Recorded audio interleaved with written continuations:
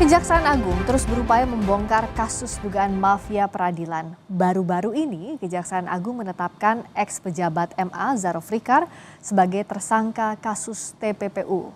Dengan status tersangka kasus TPPU, Zarof Rikar kini dihadapkan pada dua kasus.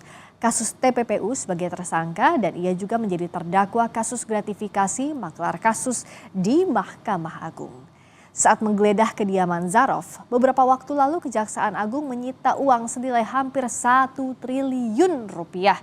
Juga emas 51 kilogram. Tak hanya itu, penyidik Kejaksaan Agung juga memblokir sejumlah aset berupa tanah milik Zarof Rikar. Lalu bagaimana penyidik Kejaksaan Agung mengungkap TPPU dengan tersangka Zarof Rikar? Kami bahas usai tayangan berikut ini. Kejaksaan Agung menetapkan mantan pejabat Mahkamah Agung Zarof Rikar tersangka tindak pidana pencucian uang sejak 10 April 2025. Kepala Penerangan Hukum Kejaksaan Agung Harli Siregar menyebut penyidik telah mengusut keterkaitan antara barang bukti sitaan penyidik dan aset harta Zarof Rikar. Menetapkan hubungan antara perbuatan atau tindak pidana dengan harta kekayaan yang bersangkutan. Nah, setelah itu tentu penyidik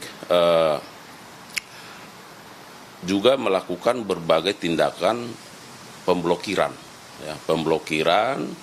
terhadap sertifikat kepemilikan hak atas tanah di berbagai tempat. Ada yang di Jakarta Selatan sebanyak kalau kurang lebih 10, ya.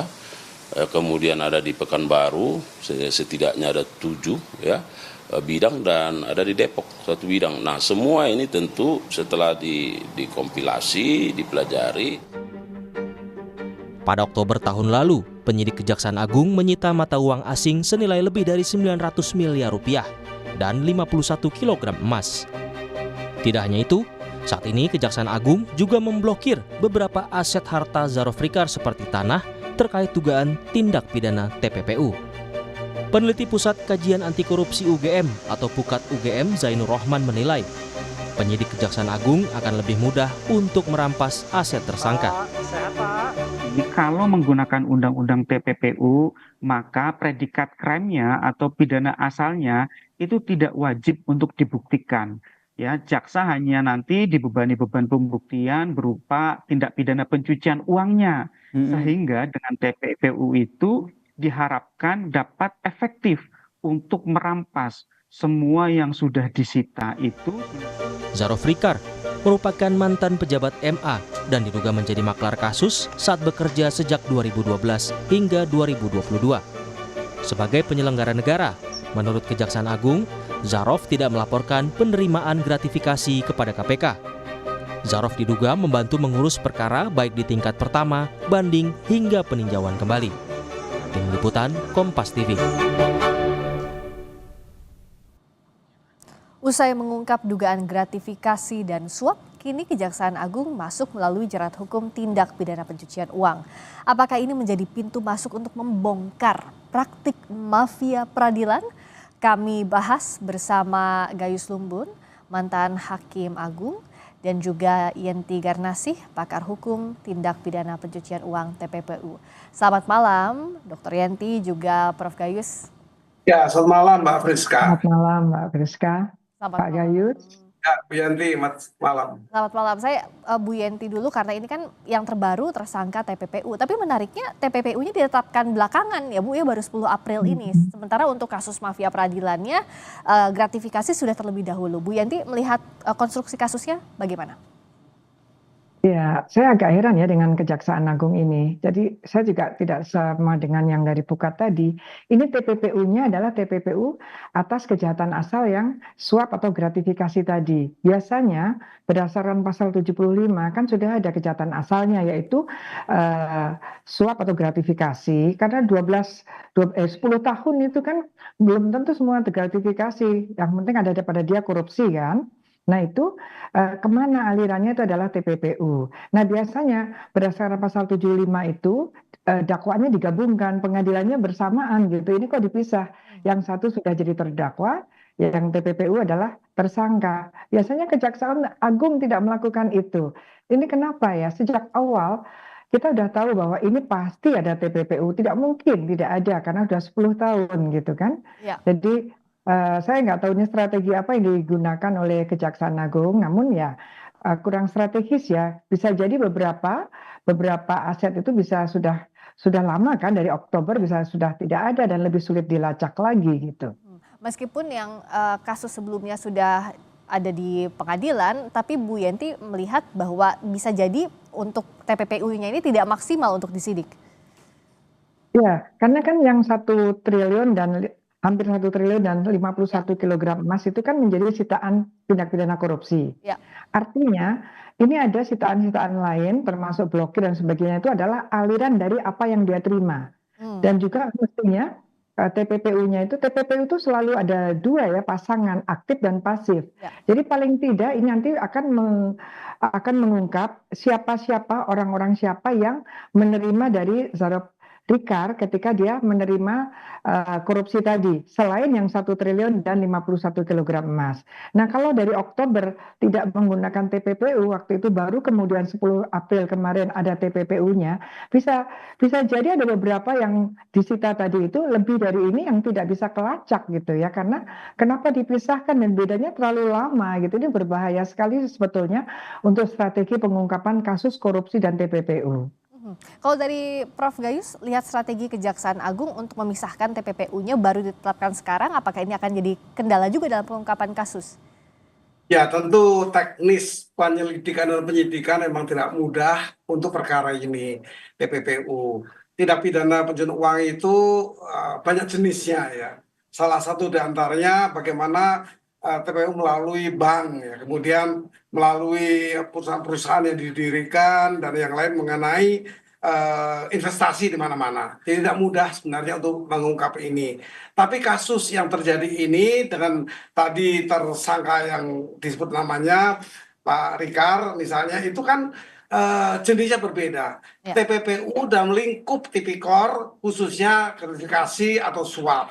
Nah, dalam hal ini memang ada beberapa yang saya perhatikan, yaitu mempunyai ciri menyembunyikan, mengaburkan asal usul uang, dan itu menjadi pokok utama dari bagaimana Kejagung harus menggunakan pandangan ini untuk melakukan penyelidikan dan penyelidikan. Tidak mudah. Ya. TPPU merupakan satu mata rantai yang panjang ya, di mana kaitan-kaitan pelakunya itu memang banyak, tidak hanya yang disebut tadi, tapi siapa-siapanya itu yang memang menjadi target nanti TPPU bisa mengikuti arus uang tadi.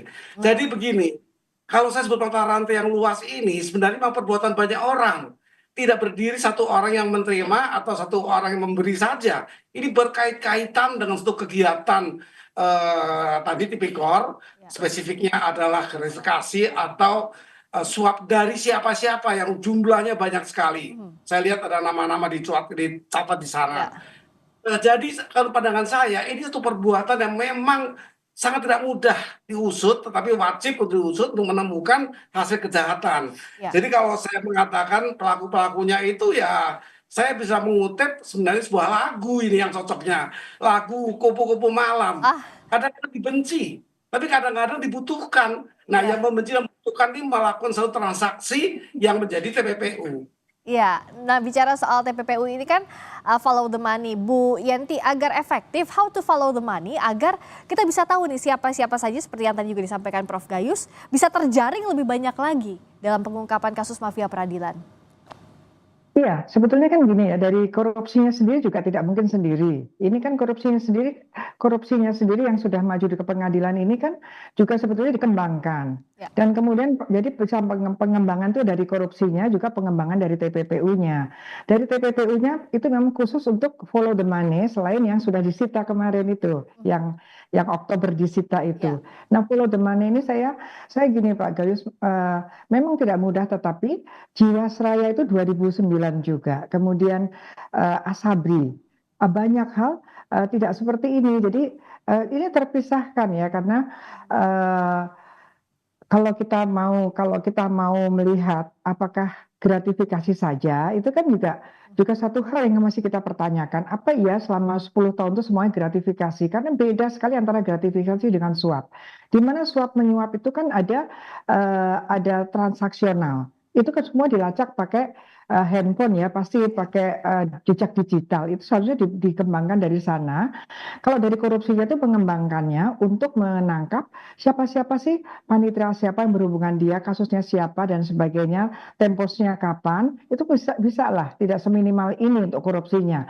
Kemudian apa yang dia terima itu kita lihat alirannya dari rekeningnya dia. Kemana saja, misalnya ada pembelian-pembelian LHKPN yang tidak dimasukkan ternyata ada. Termasuk yang dimasukkan pun akan ditanya sebetulnya dari mana. Itu nanti bisa membuka TPPU. Minimal TPPU itu adalah yang dia dialirkan ya dari dia mengalirkannya kemana, membeli tanah-tanah itukah, ataukah juga mungkin kepada istrinya, kepada anaknya. Itu memang TPPU begitu. Ya. Ke keluarganya pun adalah yang mengalirkan, misalnya Rikar ini adalah TPPU aktif dan penerimanya siapapun termasuk keluarganya itu adalah TPPU pasif. Apalagi kalau ada orang lain gitu, harusnya seperti itu. Tapi pengembangan yang utama adalah justru di korupsinya.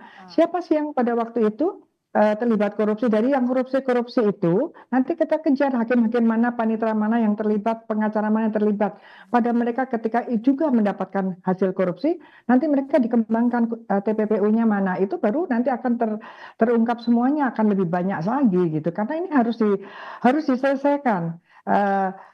Ya, saya juga mengikuti Pak Gayus ya, saya juga nggak setuju kalau hanya PM saja yang rotasi dan mutasi, harusnya sampai ke Mahkamah Agung, karena misalnya yang pengadilan Bandung ya waktu itu ya Pak Gayus ya, Ketua WKPN Bandung ya, itu kan ternyata sedang akan dipindah ke PT ya kan, artinya yang sekarang dianggap PN itu bisa jadi itu kan terjadi 10 tahun yang lalu, sekarang mungkin udah jadi hakim PT atau bahkan di Mahkamah Agung.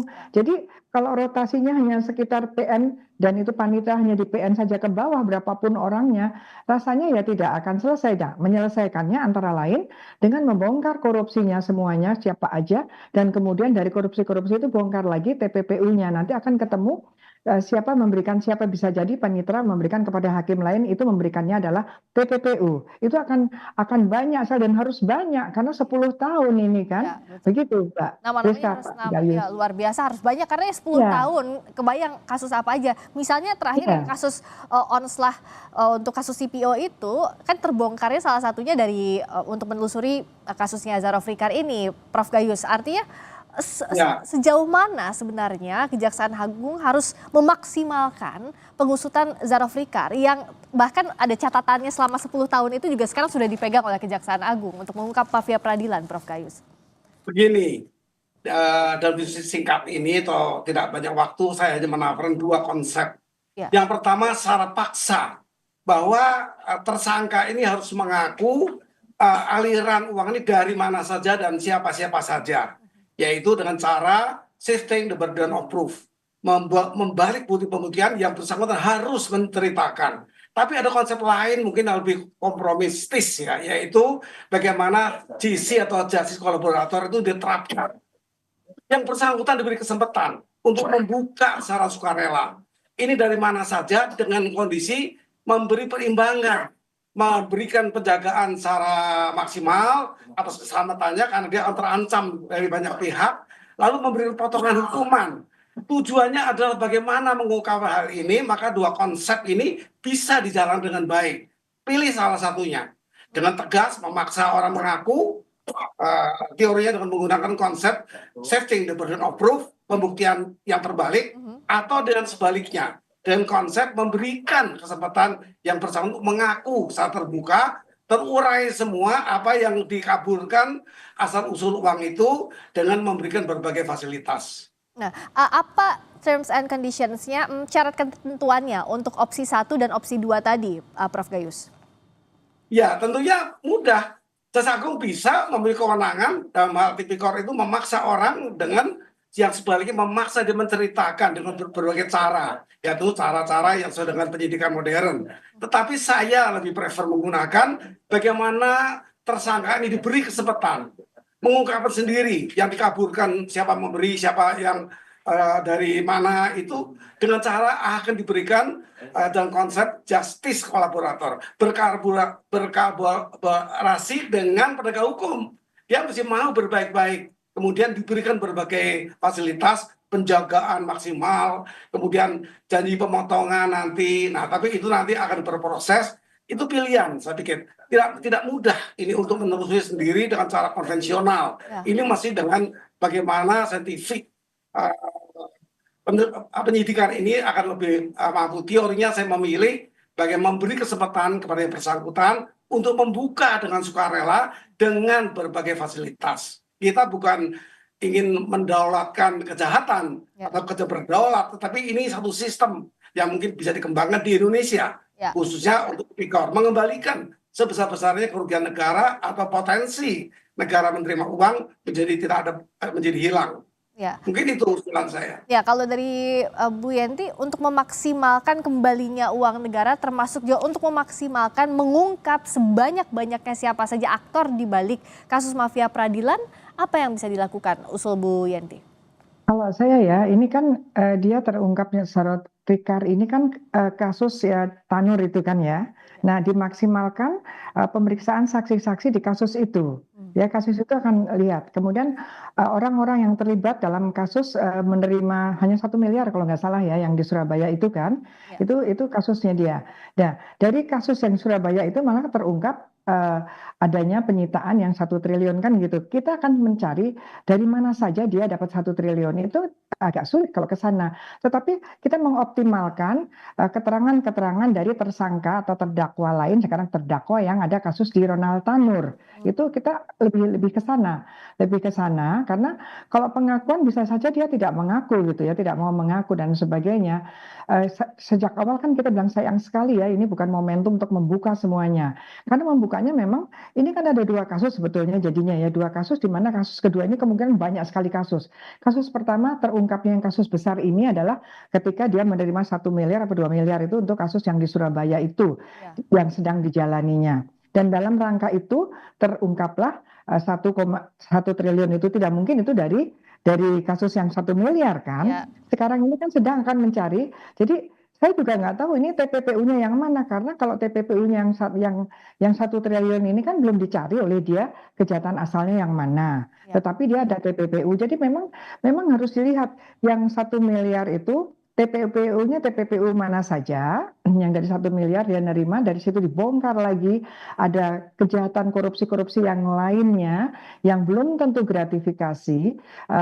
Saya berharap ini ada suap menyuap sehingga akan terungkap yang menerima suap itu siapa, yang memberikan suap itu siapa, kan akan terungkap karena mengungkap yang memberi suap ini akan mengungkapkan hakim-hakim mana saja yang menerima, siapa yang memfasilitasi, apakah pengacara langsung, apakah melalui panitera. Yang paling penting kan membersihkan panitera dan hakim-hakim yang terlibat atau terkontaminasi dengan perbuatan dari Fricar ini gitu kan. Nah ini memang harus dipisahkan bahwa korupsinya adalah korupsi yang sekarang ini sedang jalan kan korupsi yang jadi terdakwa ini kan memang tidak ada TPPU-nya.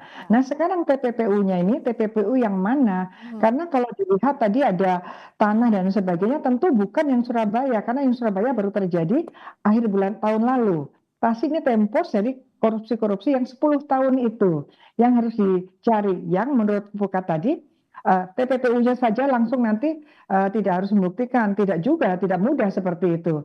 Dengan TPPU ini ada tanda-tanda terjadinya transaksi yang dia lakukan yang di luar kemampuannya, itu kan ada indikasi TPPU, artinya dari kejahatan mana, tanggal berapa dan sebagainya, mestinya tidak terlalu sulit karena akan dikaitkan dengan berbagai kegiatan yang dilakukan di pengadilan sendiri, di mana pada waktu itu yang bersangkutan mungkin 10 tahun yang lalu yang bersangkutan di mana, kemudian 9 tahun yang lalu, 8 tahun yang lalu Menurut begitu. track recordnya itu ya Bu ya? Ya, itu untuk mengurut tempus delicti-nya kan, karena kan ada, itu kan nanti ada masuk, maka PPATK itu penting sekali membuka rekening-rekeningnya kan, PPATK begitu sudah ada ketersangkaan TPPU, maka cara memblokir, cara menyita sudah lebih mudah, tidak harus menggunakan putusan pengadilan. Beda dengan kalau hanya korupsi saja. Saya kira memang apa ruwet ya Pak Gayus Ya, ya. betul. Tapi yang bikin ruwet kan hakim itu sendiri kenapa dia terlibat kan? Maaf ya Pak Gayus, Pak Gayus bukan Iya, Hakim Agung ya. apalagi Iya, jadi betul, apalagi Prof. Gayus, kita sudah berdiskusi baru saja beberapa minggu kemarin bagaimana untuk melakukan reformasi di berbagai lini. Nah, termasuk kalau dari kasus Zarofrikar ini bagaimana jadi momentum agar bersih-bersihnya segera dilakukan, Prof. Gayus, karena pasti Ya, memang sulit teori sekali, yang singkat saja. pertama itu disebut sebagai teori pembalasan dengan tegas, represif untuk mengungkapkan perbuatan ini, dikenal dengan retributif. Retributif ini memang satu tindakan represif. Dibalikan itu, dia harus mengaku bagaimanapun ini dari mana. Agak tidak mudah, apalagi zaman modern ini kita harus memperhatikan berbagai syarat HAM dan sebagainya. Ya. Maka tetap saya mengusulkan agar ada konsep baru yang disebut rehabilitatif atau responsif. Merespon bagaimana kejahatan ini bisa terjadi melalui tadi. Mau tidak mau kita masih kolaborasi antara tersangka dengan penegak hukum. Ya. Itu teori-teori yang di Amerika dan baru-baru ini sudah masuk di Indonesia. Ada penjahat seberat apapun, pembunuhan pun masih bisa itu dengan Jesse. Jesse ini adalah bagaimana keadilan itu berkompromi dengan penegak hukum. Kemudian dia diberikan sejumlah fasilitas yang lebih baik daripada teori yang lama dengan pembalasan atau dengan retributif tadi. Diberikan pengamanan, dia terancam nanti orang-orang itu, maka secara maksimal. Kemudian dia akan mengaku otomatis karena dia akan diberikan keringanan. Ya. Itu diatur jelas di undang-undang. Ya, jadi harus putar otak juga penegak hukum termasuk mengusahakan berbagai langkah termasuk tadi ya soal rehabilitatif dan responsif tadi justice collaborator agar bisa terungkap siapa-siapa saja yang terlibat. TPPU-nya juga meskipun tadi kata Bu Yenti ruwet ini harus diungkap sampai tuntas untuk dipertanggungjawabkan ke publik. Terima kasih sekali lagi Prof. Gayus Lumbun, mantan Hakim Agung. Terima kasih Ibu Yenti Garnasih, pakar hukum tindak pidana pencucian uang. Selamat malam, kita ketemu lagi.